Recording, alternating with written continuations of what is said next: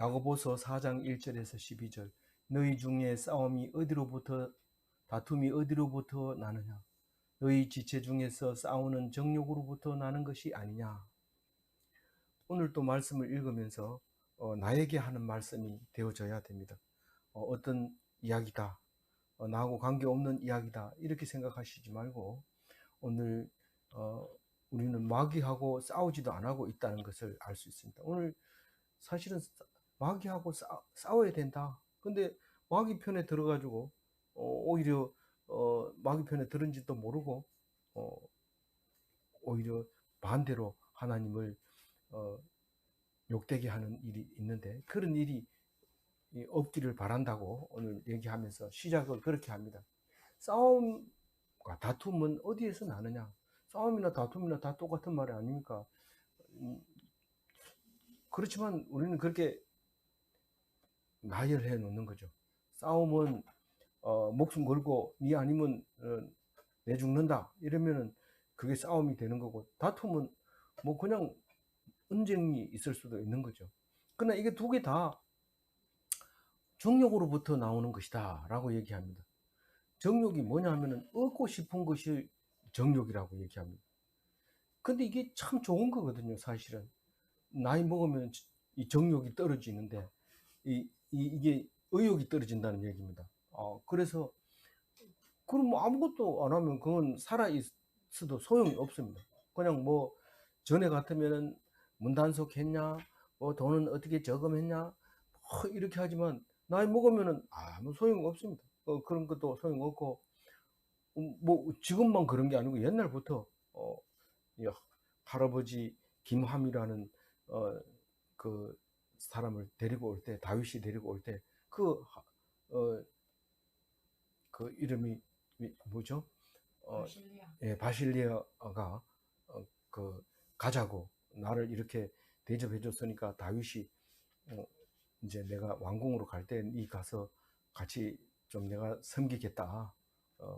그러니까 같이 가자. 그러니까 내가 이제 나이 먹어가지고 노래하는 게 좋습니까? 춤추는 게 좋습니까? 나는 그냥 없으니까 김함을 데리고 가라. 이래서 아마 사위 같아요. 김함이. 성이 다른 거 보니까. 그래서 그걸 데리고 가는 이제 다윗의 모습을 볼 수 있는데, 나중에 그 보면은 김함이라고 하는 지명도 나오게 되죠. 그래서 어쨌든 이 나이 먹으면은 이제 안 싸웁니다. 근데 속은 아주 못됐어요. 나이 먹는다고 해서 속이 좋은 게 아니고 아주 늙으면은 아주 곤약을 부르고 아주 못된 짓을 해요. 그러나 어쨌든 오늘 말씀하고 싶은 것은 무언가를 얻으려고 그렇게 하는 것 때문에 싸움이 일어난다. 다툼이 일어난다.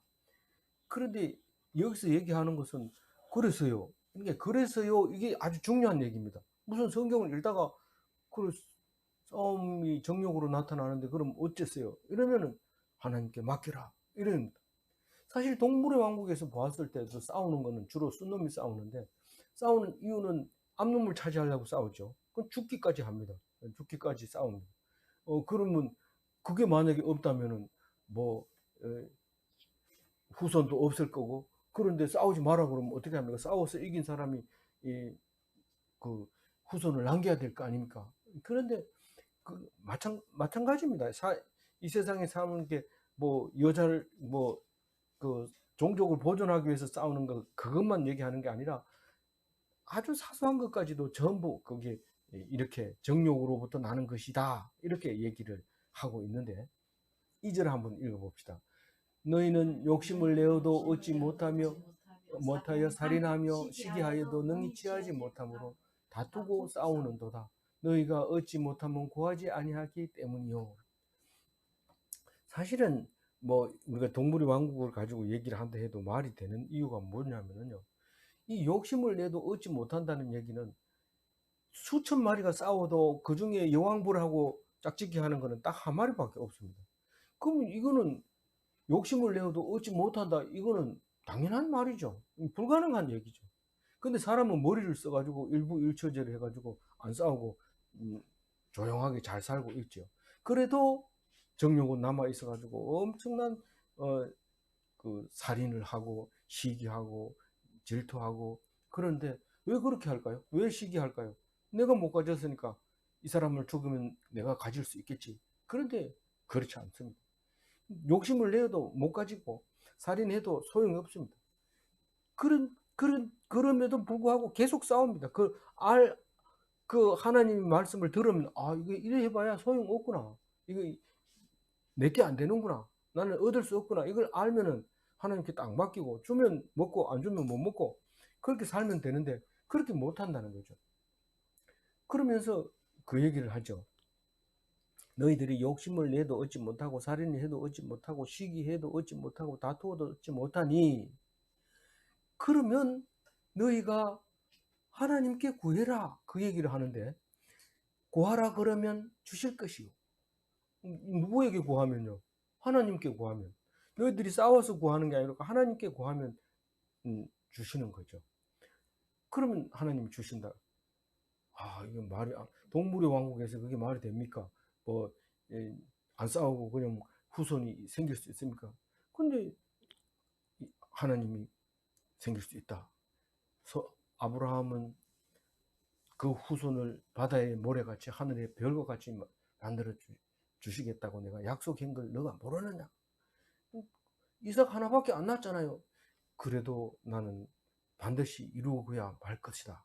그렇게 말씀하실 때에 우리는 이 말씀이 이해가 되져야 되죠.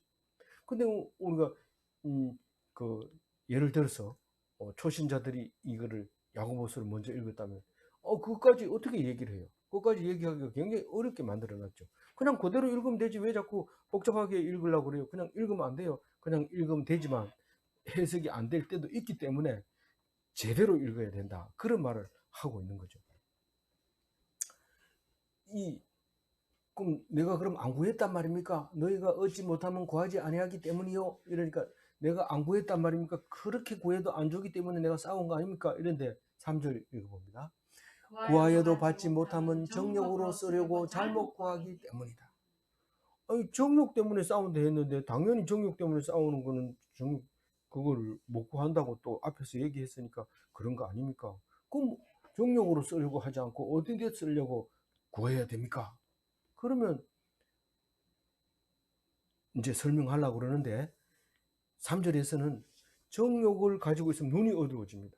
눈이 어두워져서 우리가 짐승을 안 키워본 사람은 잘 모르지만 굉장히 그 목숨을 걸고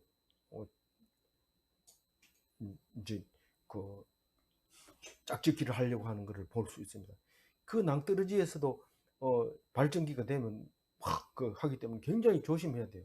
그런 데는 소들을 이제 가지 못하도록 이렇게 해서 적당한 시기에 바로바로 그 잉태하도록 임신하도록 그렇게 안 해주면은 사고가 날 수도 있습니다. 굉장히. 그래서 그 눈이 어둡게 되기 전에 잘 판단해서 생각을 해야 된다. 4절 읽어봅니다. 간음한 여인들아, 세상과 벗된 것이 하나님과 원수됨을 알지 못하느냐? 그런즉 누구든지 세상과 벗되고자 하는 자는 스스로 하나님과 원수되는 것이니라. 4절에 와가지고 냉철하게 대답을 합니다. 정욕 얘기하다가 바로 간음한 여인들아 이러고 얘기하는데, 주로 정욕 이러면 남자가 대표적인 말 같지만 여기서 간음한 여인들아 이렇게 얘기할 때 우리는 이거를 뭘로 봐야 됩니까? 우리가 예수님과 결혼한 신부로서 예수님 하나면 족합니다. 뭐 다른 거 모든 거 다 내려놓고 예수님 한 분으로 족합니다. 그리고 찬양을 이렇게 하면 예수님이 씩씩 웃고 좋아하죠. 좋아하는데 예수님이 손을 꼭 잡고 있는데도 자꾸 딴 데 보면서 짝사랑하고 있으면 예수님이 싫어하죠. 근데 그 얘기를 오늘 하고 있는 겁니다. 세상하고 짝을 하게 되면은 하나님이 원수 된다고 얘기를 합니다. 그래서 세상하고 벗되려고 하면 하나님과 원수 되는 것이다. 이렇게 이제 반복해서 얘기하고 있죠. 근데 모양을 달리 하기 때문에 강조하고 있는 건데, 그게 그런 말이에요. 그 세상과 벗대고 어떻게 합니까? 이 화장을 진하게 하고 그냥 남들이 좋다 하면 좋아하고 그리고 인정받으려고 애를 쓰고 이렇게 하는 것을 말합니다. 그러면 가만히 있으면 2등 할 텐데 계속 잘 보이려고 하니까 스스로 하나님과 원수 되는 거예요. 하나님은 그냥 내버려 두니까 자기 스스로 하나님과 원수가 되는 거예요. 하나님 싫어하죠, 그런 거. 5절 읽어볼까요? 너희는 하나님이 우리 속에 거하신 성령이 시기하기까지 사모한다 말씀은 헛된 줄로 생각하느냐. 이제 이 야고보서의 문장이 매끄럽지 못해 주어 동사 이런 게 이제 우리가 번역을 해놓으면 매끄럽지 못해서 어렵다고 제가 얘기를 하는 건데, 이게 하나님이 너희는 하나님이 할 때 성경이 이렇게 읽으면 되죠. 너희는 성경에서 우리에게 속한 성령이 시기하기까지 사모한다. 뭐를 사모한다고요? 우리를 사랑한다는 거예요. 우리를 사랑한다. 그런데 하나님의 사랑이 하나님 사랑하면 어땠어? 너 오늘 저녁이 중요하지. 하나님 사랑 있는 거 상관없어. 이렇게 생각한다는 거죠. 헛되게 생각한다는 거죠. 그래서 하나님이 성령이 내 속에 있는 성령이 아주 질투를 하는데 그게 진노로 바뀌죠. 우린 엄청 골탕을 먹습니다. 심지어는요, 교회 안 다니는 사람도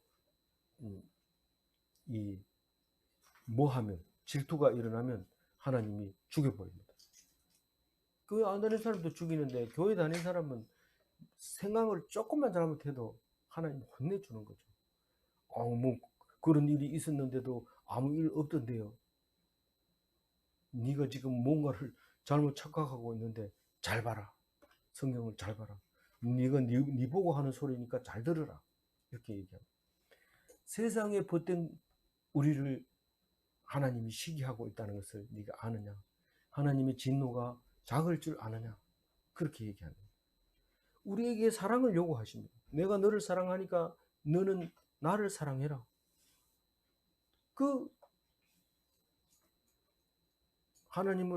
하나님이 우리에게 진노하는 게 죽을 죄를 지어서 그런 게 아니라 눈을 딴 데 돌림으로써 그렇게 되는 거죠. 눈을 딴 데 돌림으로써 그렇게 된다는 거예요. 우리가 큰 잘못을 해서 우리 하나님 앞에 가장 큰 잘못을 뭐가 하나님 앞에서 가장 큰 잘못일까요? 하나님을 안 믿는 거고 하나님을 안 보고 딴 사람을 보는 게 그게 가장 큰 잘못이지. 사람 죽이는 거, 사기치는 거, 그거는 하나님 앞에서 아무것도 아니에요. 제가 사람 죽였습니다. 내가 사기쳤습니다. 하나님 용서합니다. 용서해 주십시오. 이러면 야, 내가 니를 만들었잖아. 내가 그렇게 하도록 했어. 이렇게 얘기하니까 의관이 막힌 거. 그래요? 그럼 왜 그렇게 했어요? 네가 나한테 기도하게 하려고 그렇게 한 거예요. 그 하나님이 기도하면 그래 좋아하고 하나님 사랑하면 그렇게 좋아하고 하나님 앞에 돌아오면 제일 좋아하고 떠나면 제일 싫어하고 그거죠. 딴 거 없습니다. 하나님은. 그 하나님 믿기 쉬워요? 어려워요? 쉽다 하는 사람도 있고 어렵다 하는 사람도 있는데 그렇게 질문하는 자체가 대답하면 안 되는 거죠. 쉽다 해놓으면 그건 틀린 거고 어렵다 해도 틀린 거예요. 그래서 오늘 보면은 하나님이 네가 하나님 일을 사랑하면 하나님이 너를 100을 사랑한다. 그 얘기를 합니다. 이 6절 한번 읽어보세요. 그러나 더욱 큰 은혜를 주시나니 그러므로 일러스되 하나님이 교만한 자를 물리치시고 겸손한 자의 은혜를 주신다 하였느니라. 하나님이 조금만 사랑했는데 하나님 하고 대답만 했는데 막 은혜를 부어줍니다. 더욱 큰 은혜를 준다면 우리가 투자했는 그 비하면 엄청 큰 것을 하나님이 주고 계신다고 하면서 그게 하나님이 우리에게 주는 하나님은 진노한다면서요. 진노할 수 있지요. 진노할 수 있는데 하나님은 진노하기 위해서 계시는 분이 아니고 너희들이 하나님을 떠나면 내버려 둔 것이 그게 진노로 바뀌는 것뿐이죠. 그래서 여태까지 진노해야 되는데 하나님 붙잡아 주셔서 기회를 주신 거고, 안 그러면 놓아버리면 그 진노가 그대로 임하게 되는 거죠. 그래서 하나님의 은혜는 사실 하나님이 가지고 있는 속성인 거죠. 하나님은 무엇이냐? 은혜다. 하나님은 무엇이냐? 사랑이다. 하나님은 무엇이냐? 인내다. 하나님은 우리의 아버지다. 하나님의 속성을 지금 은혜로 표현하고 있는 거죠. 근데 은혜를 누가 주느냐고 할 것 같으면, 누구에게 주느냐고 할 것 같으면 겸손한 자에게 주겠다는 거죠. 그것은 우리의 선택이죠. 우리가 교만할 수도 있고 겸손할 수도 있습니다. 근데 진짜로 우리 마음대로 됩니까? 실질은 안 되죠. 왜 안 되냐면 교만하기 시작하면 자기도 모르고 남도 모르기 때문에 그건 어렵습니다. 겸손하는 것도요, 아무리 겸손하려고 해도 안 되는데 하나님이 딱 겸손하게 해주면 엎드립니다. 딱 엎드려가지고 하나님께 축복을 받고 맙니다. 겸, 이, 뭡니까? 교만한 것은 내 마음대로 됩니까? 겸손한 게 내 마음대로 됩니까? 둘 다 내 마음대로 안 돼요. 하나님이 해주셔요. 그러면 왜 이렇게 이 겸손한 자를 은혜를 주시고 교만한 자를 물리친다고 말합니까? 우리의 선택권도 없는데. 알고 있으라는 거예요. 알고 있으라. 너희들이 하나님의 은혜는 겸손한 자에게 주는 거지 교만한 자에게 주는 게 아니라는 걸 알아야 된다는 거예요. 그래서 우리가 생각해보면 하나님의 은혜가 없었구나, 그렇게 생각이 들면 뭘 생각하라는 거예요? 내가 겸손하지 못했구나. 하나님의 은혜가 없었으면 겸손하지 못했구나. 그 얘기를 하는 거예요. 우리는 그런 경험을 수없이 할 수 있어요. 하나님이 나한테 해준 게 뭐 있습니까?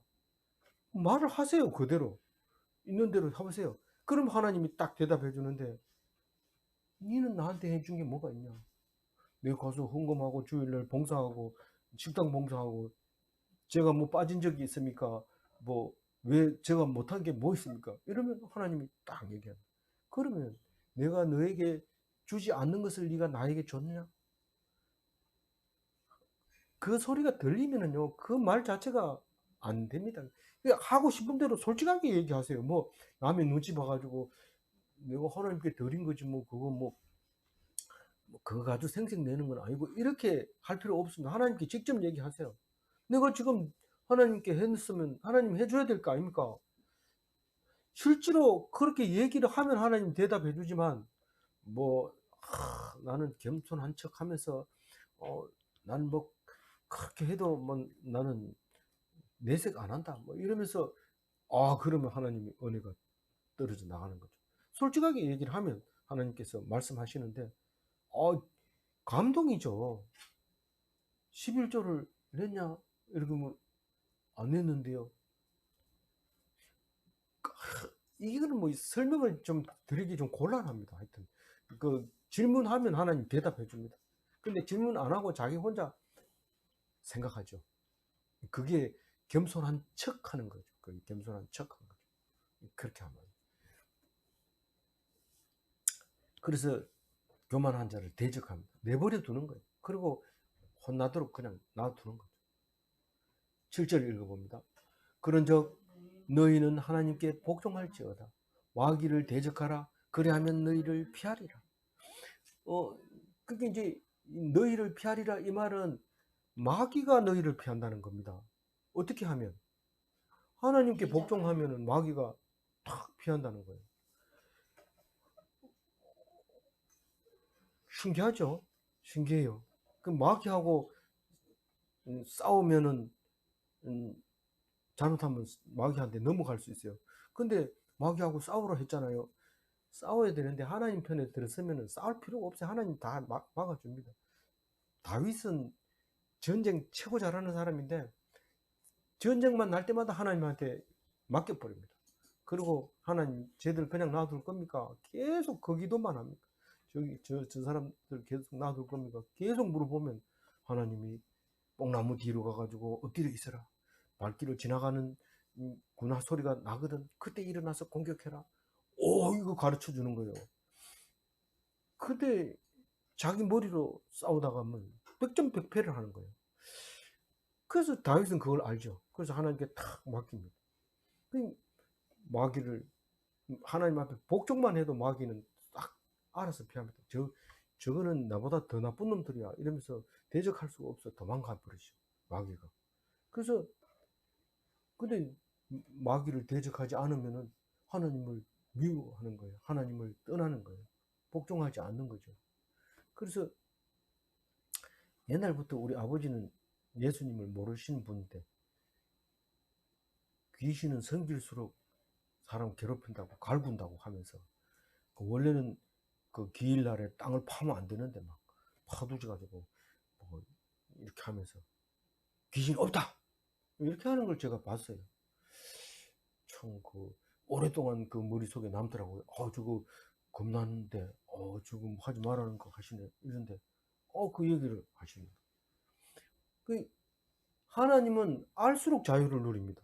귀신은 알수록 괴롭고 힘들고 해야 될 게 많습니다. 맨 처음에는 뭐 음식을 해서 뭐 빌으라 이래가지고 음식해서 빌면 안 된다, 돈을 내가 빌으라 이러면 안 된다, 이래가지고 또 산에 가서 빌어야 된다 이러고 안 되면 막 큰 굿을 해야 된다 이래가지고 막 난리 굿을 하는데 진짜 난리 굿이죠. 그럼 점점 더 하는데 일은 해결 안 되고 정신만 사나워지고 뭐 알 수가 없게 되고 그렇게 되는 거죠. 근데 하나님은 알수록 자유를 누리게 되는 거죠.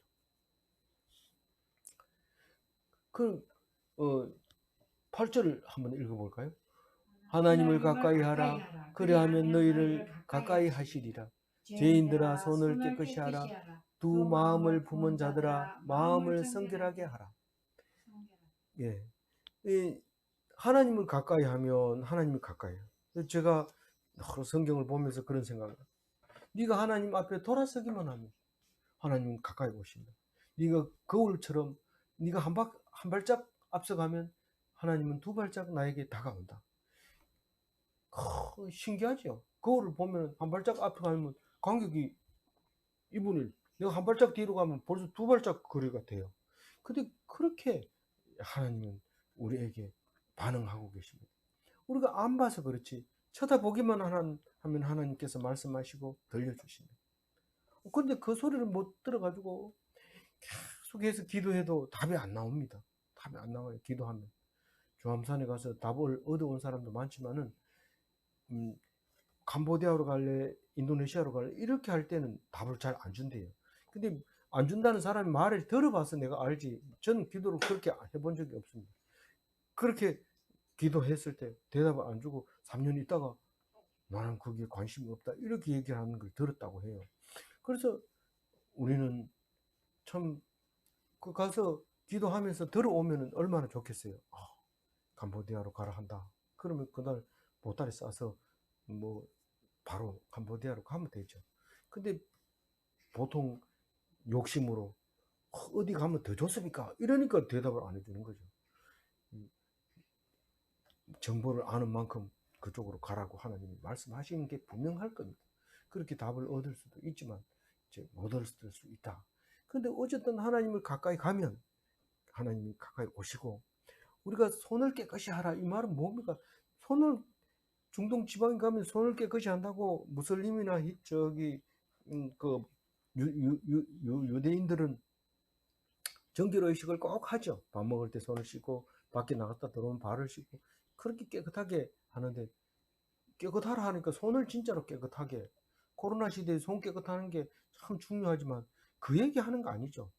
이 피를 묻히지 말고 남을 억울하게 하지 말고 죄를 짓지 말라는 거죠. 죄인들아 손을 깨끗이 하라. 이 말은 죄인들아 이제 죄 짓는 일 그만해라 이런 말입니다. 두 마음을 품은 자들아 마음을 성결하게 하라. 사실 이 성경은 대부분 99%가 두 마음을 품은 자에게 이 말씀을 하고 계십니다. 우리는 교회 나가면은 당연히 믿는 자로 자기 스스로가 쏙죠. 말씀을 읽으면 은혜 받은 자, 은혜는 받았지만은 그게 바로 손을 씻었다든가, 그리고 성결하다든가, 그거하고 관계없이 그냥 자기가 쏙습니다. 나는 교인이야. 이러면서 당당하게 얘기하고 종교는 기독인 기독교인입니다. 이러는데 심지어는 뭐 봉사도 안 하고 그러면서 기독교인이라고 하죠. 어디가 쓰라 그러면.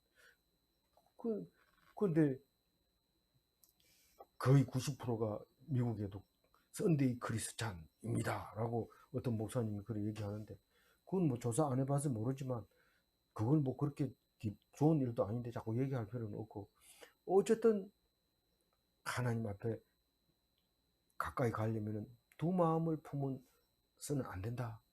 세상을 버리고 하나님만 바라봐라.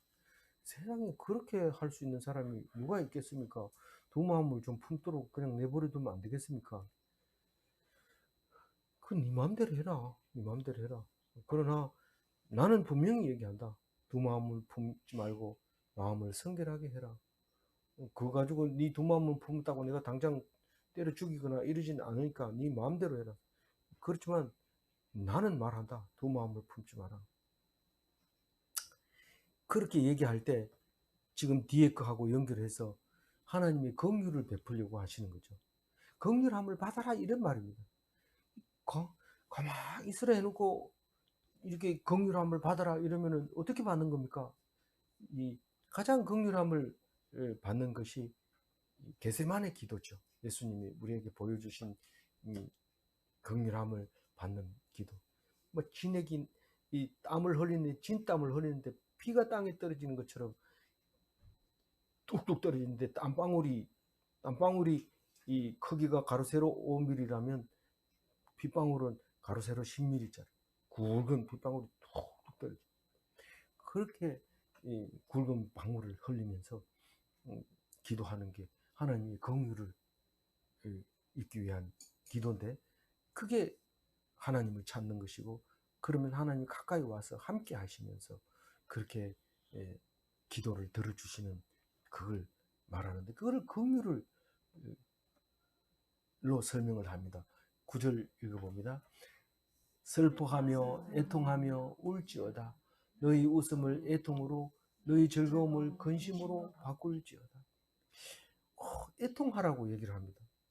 날마다 항상 기뻐하라, 범사에 감사하라, 쉬지 말고 기도하라. 그래 놓고 왜 슬퍼하라, 근심하라 이렇게 얘기합니까? 도대체 이해 못하겠습니다. 이렇게 할 때 너희들이 지금 세상 일이 잘 돼가지고 웃으면서 세상 일이 잘 돼가지고 막 즐거워하고 거기에서 바꾸라는 거예요. 거기에서 바꾸라.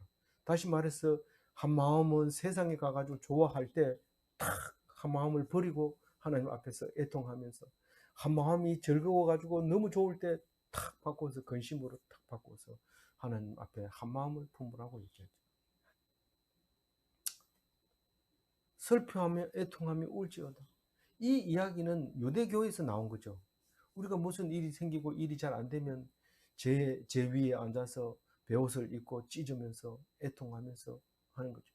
슬퍼하는 거죠. 일이 안 되니까 하나님 일 되게 해주세요. 내가 이게 뭡니까? 그렇게 하고 애통하는데 지금 그 모습을 지금 얘기하고 있습니다. 그걸 긍휼을 받으라고 이렇게 말하고 있는 거죠. 네가 불쌍하면 내가 불쌍히 여겨준다. 불쌍하게 자세를 취해라. 낮춰라. 10절 읽어봅니다. 주 앞에서 낮추라. 그리하면 주께서 너희를 높이시리라.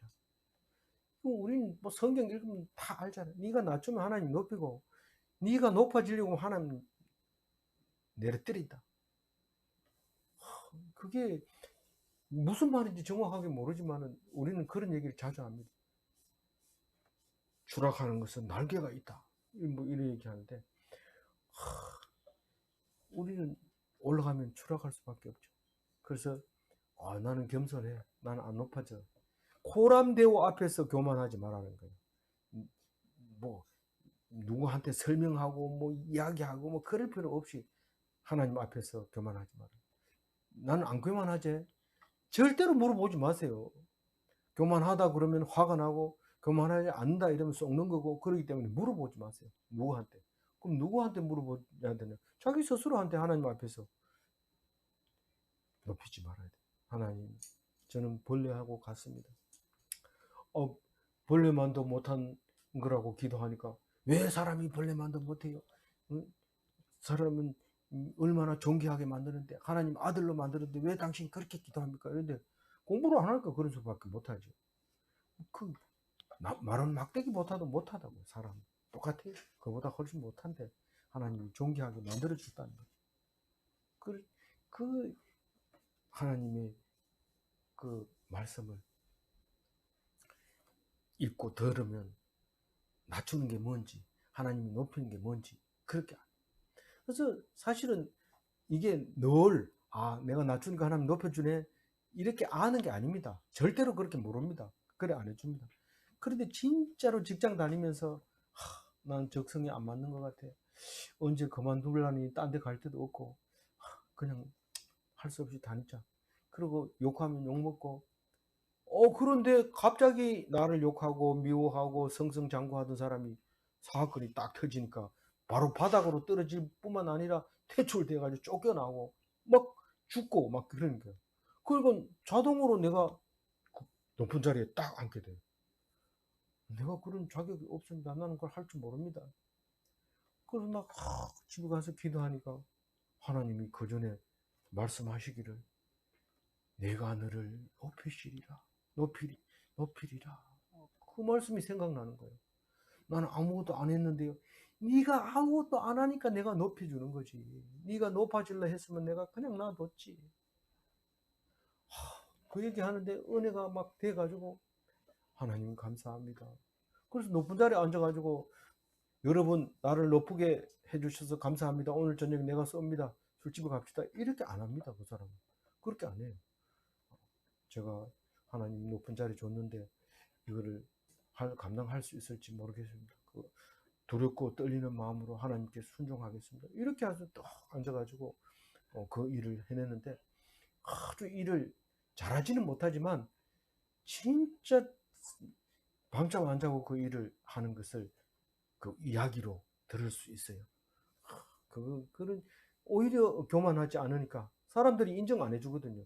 지금 맨날 그, 술집 여종이 주모가 된 거예요. 그러니까 술 먹으러 안 가요.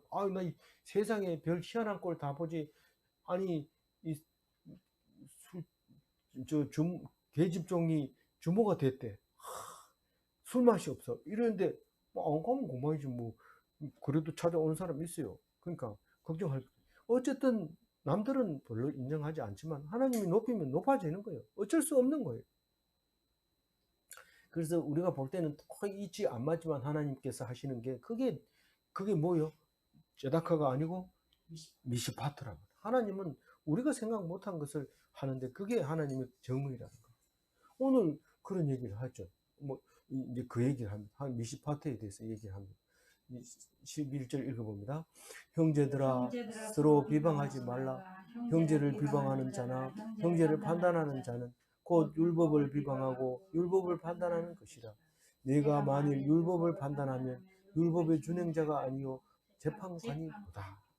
근데 이 야고보서가 힘들고 어렵다고 하는 것은 형제를 비방하지 마라 이런데 그게 율법을 비방하는 거다 이렇게 얘기할 때 사실 유대인들은 이게 뭔 말인지 알아들어요. 근데 우리는 성경 공부를 많이 했더라도 형제를 비방한 게 어떻게 율법을 비방한 거냐 이런 고민을 하게 되기 때문에 이게 어렵다고 얘기하는 거예요. 물론 성경을 읽고 어느 되는 대로 되고 어느 안 되면 그냥 넘어가면 되지 왜 그래 골치 아프게 성경을 읽습니까? 라고 얘기를 하면 할 말은 없어요.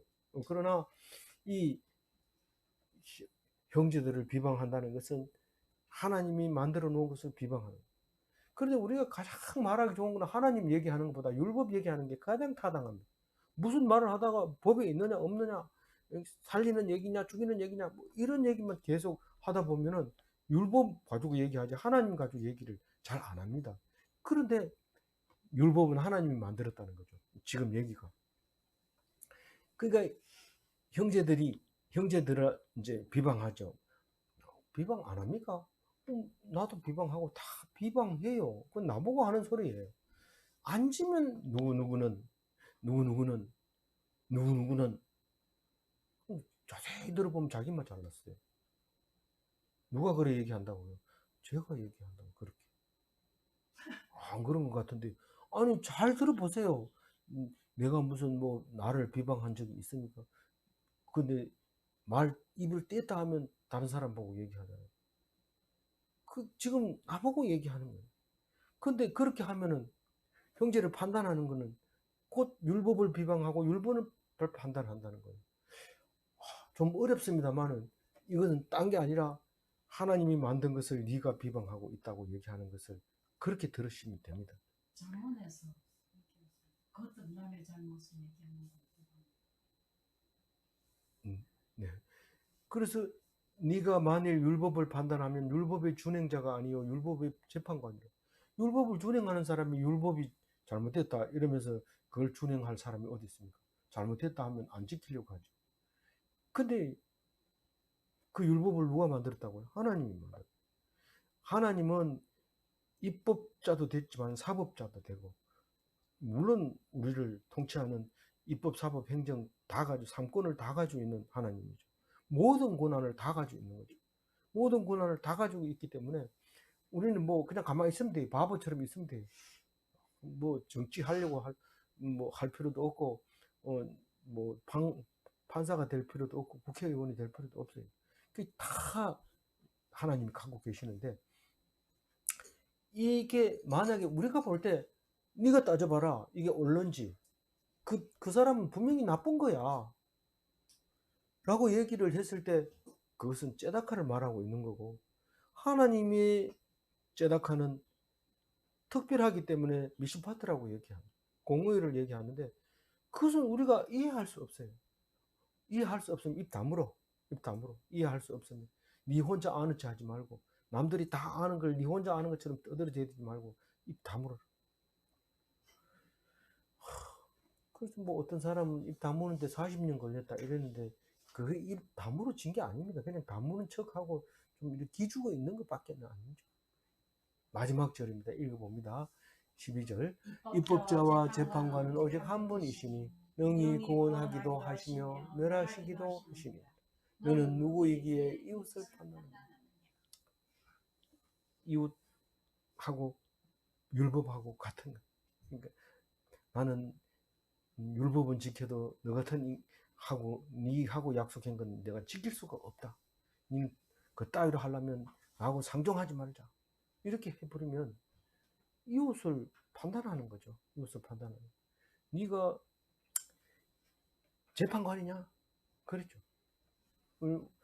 저는 참 그런 얘기를 많이 합니다만 그래도 까먹어요. 그래도 까먹어. 뭘요? 사람이 태어나서 뭐 하다 죽습니까? 약속 지키다 죽는 거지. 약속 지키다 죽는. 아니 그래도 사업 좀 크게 해가지고 좀 이래 번듯한 집이라도 한 칸 지어놓고 죽는 게, 쓰레기 만들지 말고 그거 파괴하려면 돈 많이 들어. 아예 짓지 마. 니보다 튼튼하게 지을 사람 많아. 집 짓지 말고.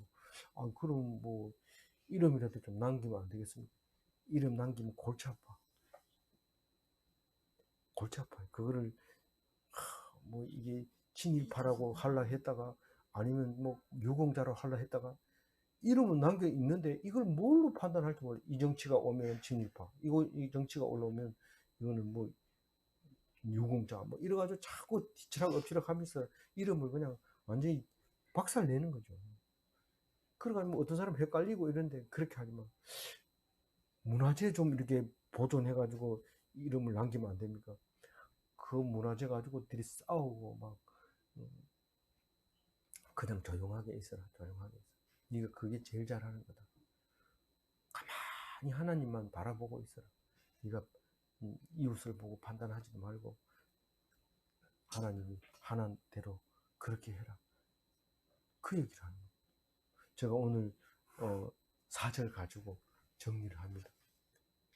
가늠한 여인들아, 세상이 벗된 것이 하나님과 원수됨을 알지 못하느냐.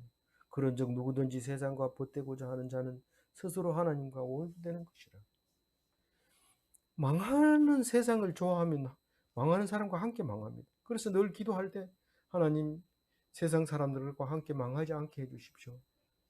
그러면서 하나님이 잠언에도 얘기하고 싶었는데 네가 어찌 망하는 사람과 함께 망하려고 하느냐. 하나님이 애타워하면서 가슴 칠 때 정신을 차리고 있어요. 그래서 망하는 사람, 망할 것을 좋아하면 함께 망합니다. 예수님을 사모하면 영생합니다. 우리가 예수님을 사모해서 전부 영생하는 삶을 얻으시길 바랍니다. 기도하겠습니다. 하나님 감사합니다. 야고보서를 통해서 하나님이 사랑하심을 깨닫게 하시고 하나님의 긍휼하심을 깨닫게 하시고 우리가 싸우면서도 하나님을 사랑한다고 생각하는 것을 용서하여 주옵시고 온갖 사람들을 난도질하면서 율법을 지킨다고 생각한 것을 용서하여 주옵소서. 잘 신앙생활을 한다고 생각했던 것을 용서하여 주시고 하나님 앞에 겸손하며 무릎 꿇고 눈물 흘리는 그런 성도가 되게 하여 주옵소서. 그리했을 때 결코 하나님은 듣지 않으시는 분이 아니고 귀담아 들으시고 그 기도를 들어주시는 것을 믿사오니 주여 오늘도 회개하는 마음을 우리 속에 부어주시사 오직 하나님 나라를 이 땅 위에 가져올 수 있도록 주님 도와주시옵소서. 오늘 하루도 온전히 주님께 의지하오며 감사하옵고 우리 주 예수 그리스도 이름으로 기도 올리옵나이다. 아멘. 예, 감사합니다.